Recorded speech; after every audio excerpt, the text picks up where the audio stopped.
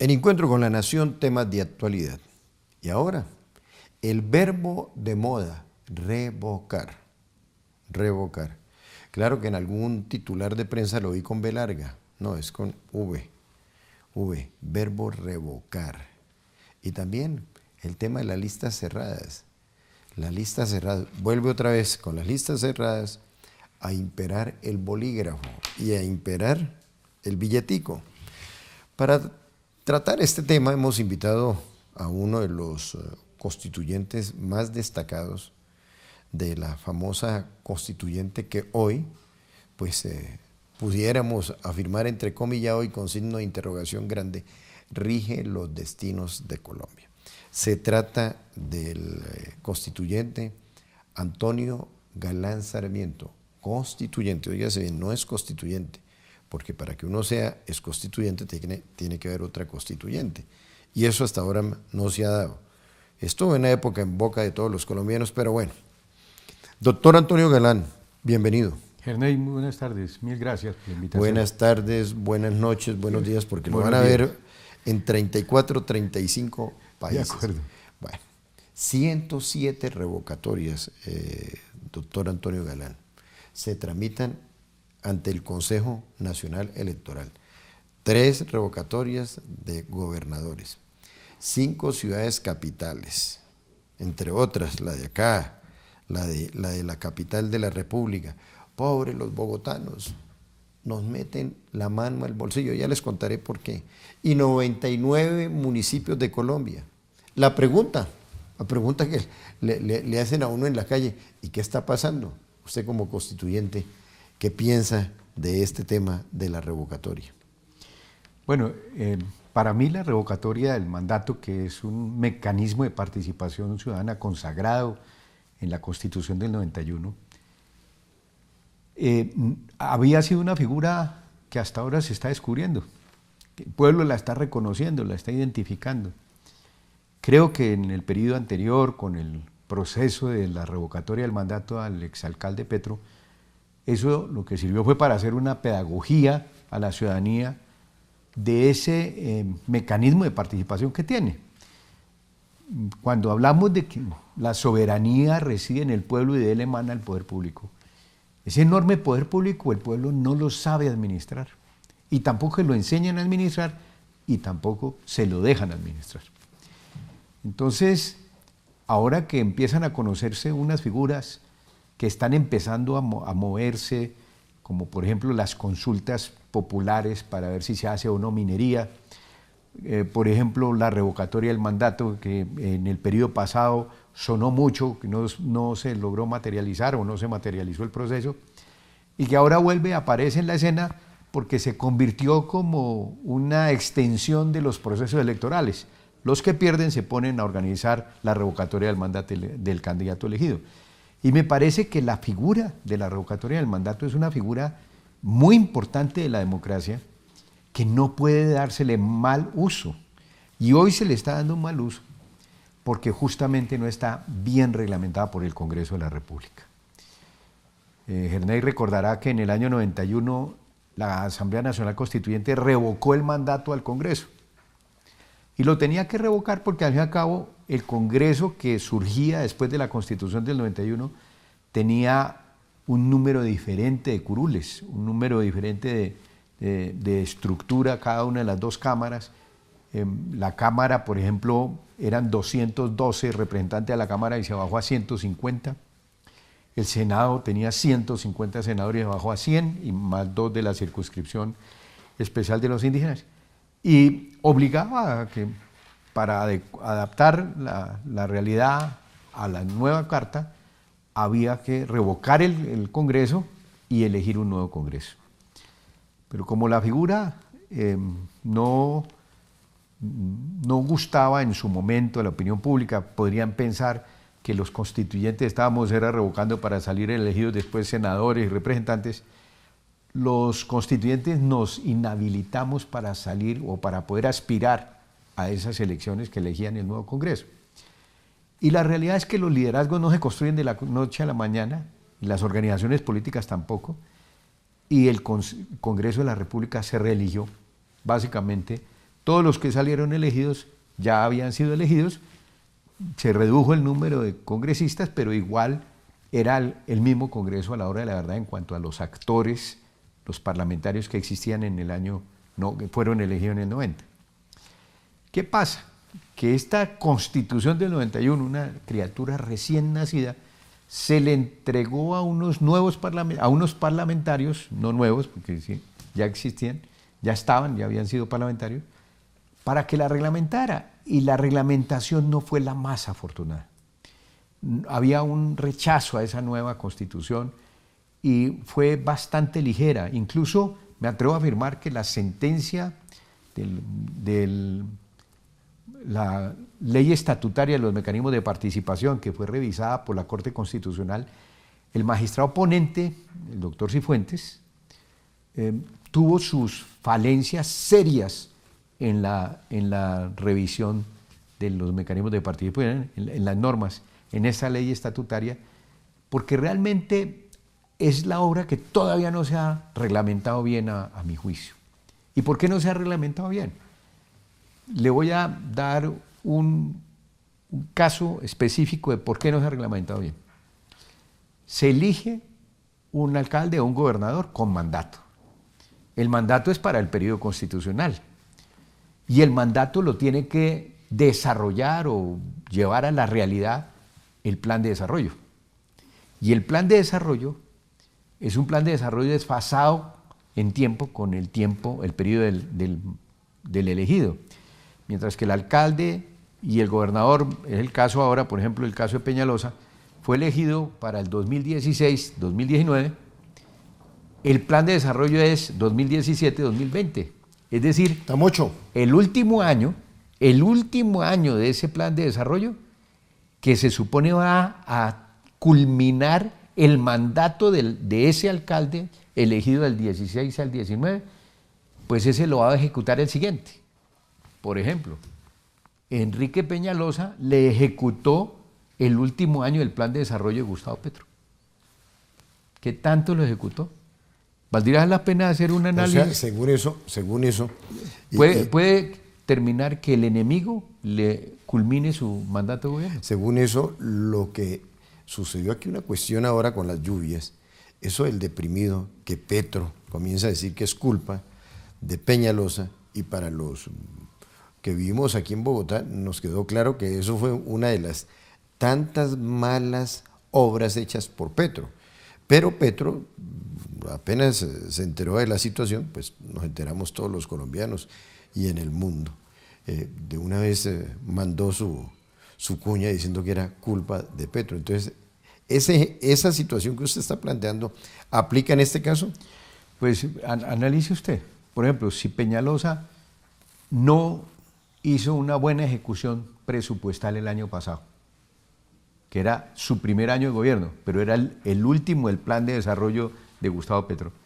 Quiere decir que muchos de los recursos que había destinado Petro para su último año no se ejecutaron y le quedaron a la administración de Enrique Peñalosa. O sea, si yo, interesado de parte, quiero tener más recursos, simplemente no le termino de ejecutar el plan de desarrollo a él y me guardo la plata para mi periodo. Conclusión, porque vamos a una pausa, doctor.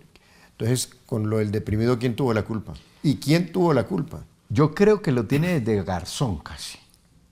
Es cierto. Sí, y le voy a decir por qué. Porque en la administración de Luis Eduardo Garzón se aprobó el impuesto de valorización para esas obras.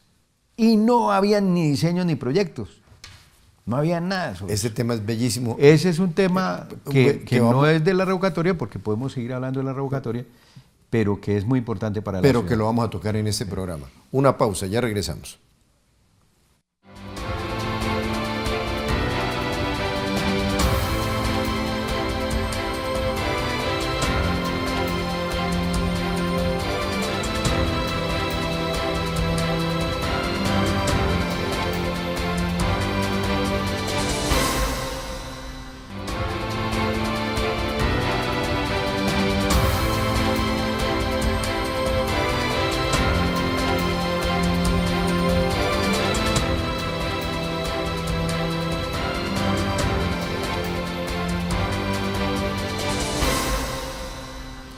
Doctor constituyente Antonio Galán Sarmiento, oiga, alguien dirá, pero ¿por qué le sigue diciendo Herney Ríos Antonio Galán constituyente? ¿Constituyente o es constituyente?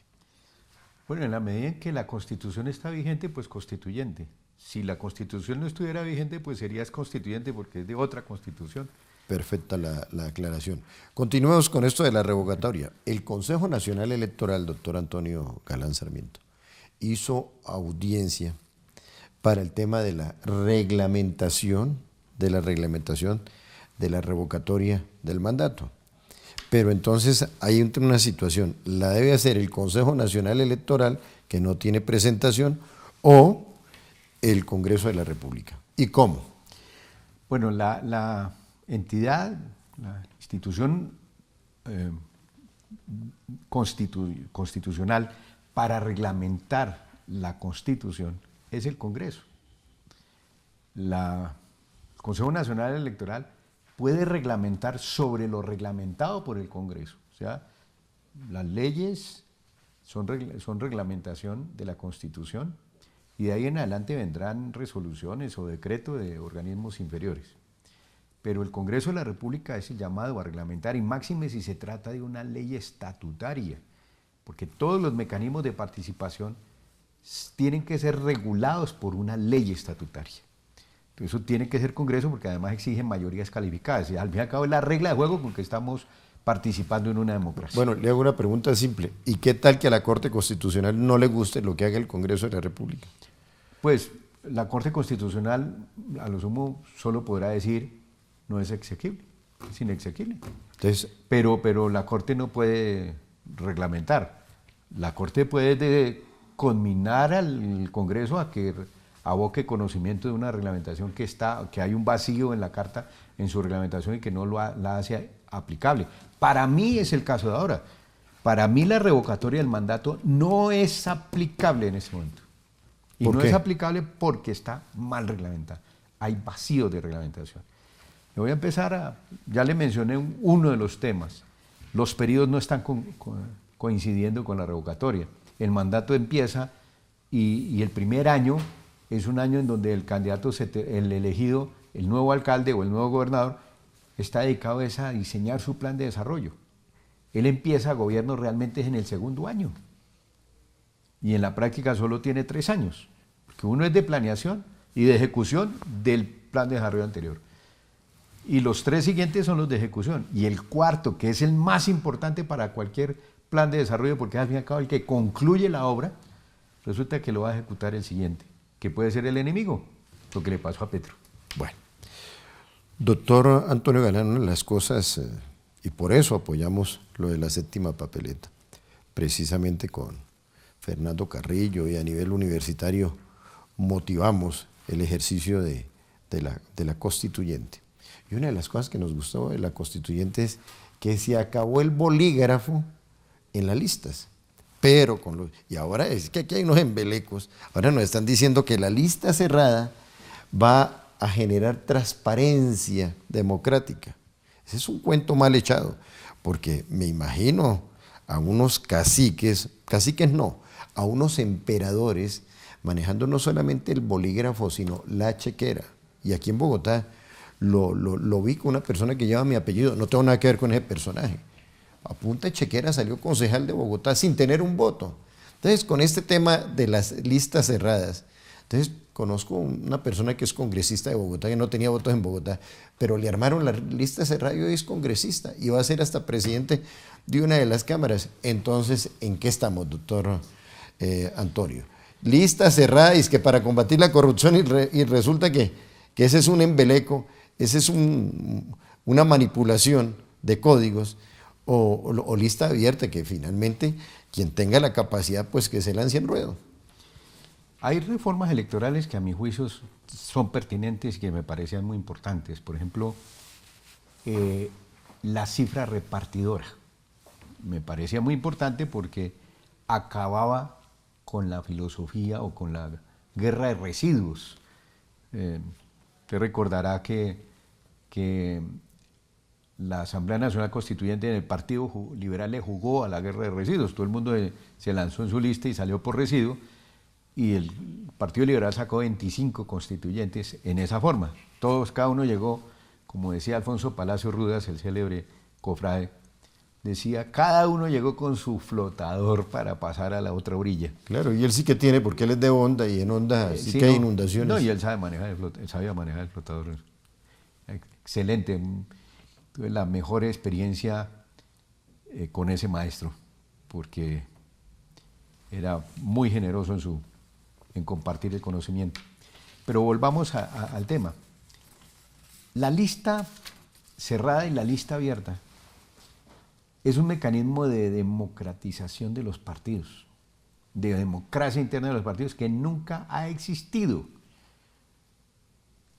Porque allá el bolígrafo del jefe del partido lo aplican y normalmente se elige al jefe del partido de acuerdo a compromisos en las listas y cosas de estas. Eso yo lo denomino la dictadura de la corrupción. Al interior de las colectividades la dictadura se da. Yo fui víctima de la dictadura de César Gaviria Trujillo en el Partido Liberal, por ejemplo. Oye, increíble, ¿no? Increíble. Él decidió que el Partido Liberal no tenía candidato y entonces nombró un candidato fuera del Partido Liberal. Y no hizo ni siquiera una consulta al interior del partido. Explíqueme algo histórico, porque me acaba usted de confundir.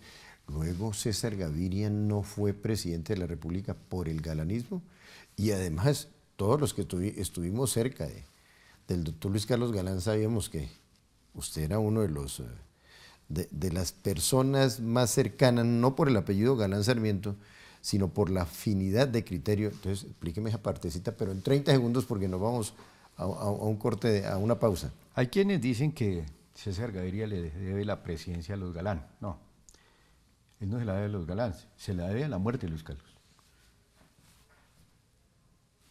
Probablemente se la debe más a quien lo mató que a los Galán. Increíble eso. Porque pues obviamente quedó un vacío, y ese vacío lo llenó él. Por iniciativa de Juan Manuel, sí, por iniciativa de Juan Manuel. Pero fue, para mí, eso lo que lo llevó a la presidencia de la República.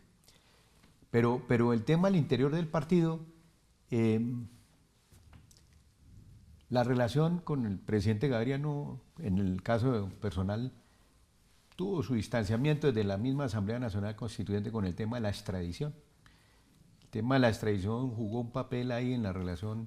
Usted está hablando del mandado de la extradición, del mandado, no del mandato, del mandado de la extradición. Sí, del tema de la extradición, cómo se definió la extradición. Sí, pero no, es que yo lo he dicho públicamente. Eso fue un mandado, no un mandato, un mandado. ¿Usted está de acuerdo conmigo o no? Pues la Asamblea Nacional Constituyente hizo varios acuerdos de paz, pero no con los narcotraficantes en su momento. No se hizo una negociación, se aplazaron muchas cosas, la lucha contra el narcotráfico se aplazó, la Asamblea Nacional Constituyente fue intimidada en todo momento. De hecho, habían unos secuestros de notables muy importantes, uno de ellos el de Diana Turbay, que lamentablemente murió en ese proceso, otro también el de Francisco Santos, el de Maruja Pachón, y como usted ve, pues son personajes que en la vida nacional pesaban mucho en alguna fuerza política, en alguna corriente política. Para lograr la liberación de ellos, pues obviamente ahí se cedió de pronto mucho más de lo que hoy está cediendo el presidente Santos con las FARC. Un diálogo aquí con el constituyente Antonio Galán Sarmiento, que sí tiene por qué saber esto de la revocatoria, esto de las listas cerradas. Y ahora vamos a entrar al tema de Bogotá ya en la recta final, porque también tiene mucho conocimiento de la capital, que es un referente a nivel nacional y por supuesto internacional. Ya regresamos.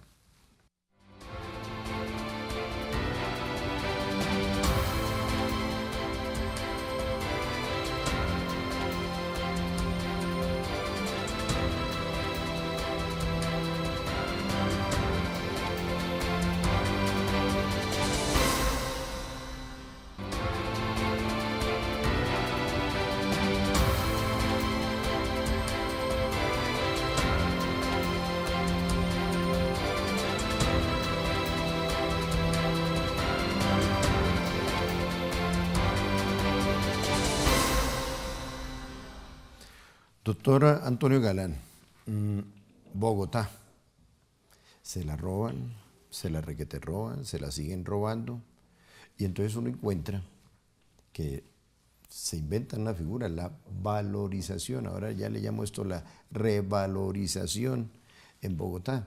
Claro, es que hay que seguir pagando los chanchullos, hay que seguir pagando todo lo que se ha hecho malo aquí en esta capital.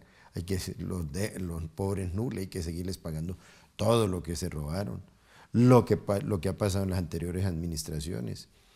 Samuel Moreno en la cárcel, detenido, se le robaron la leche a un perico. Por otro lado, ese deprimido de la 94 causó depresión en la ciudadanía, increíble pero cierto.